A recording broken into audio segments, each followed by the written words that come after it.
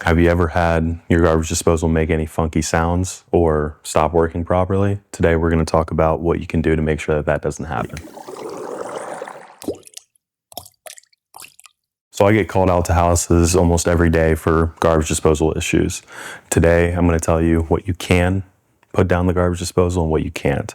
There is a misconception that you can put whatever down the garbage disposal, but that is false. You want to make sure that you're putting the right stuff down there. Personally, I don't put any food down my garbage disposal, mainly because food shouldn't be in your sewage system.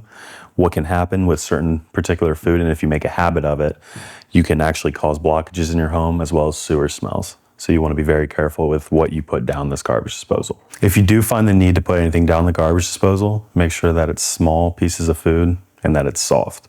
You want to avoid putting anything hard in the garbage disposal, like eggshells or coffee beans. You also want to make sure that you don't put anything that has a lot of fiber in it, like celery or big pieces of vegetables. Even though it might not seem like it, all of those things can destroy your garbage disposal.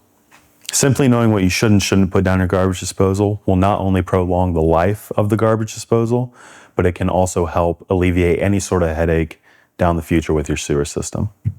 Hopefully this video helped you understand your home's plumbing system better. For more information, don't forget to subscribe to the channel. I'll see you in the next video.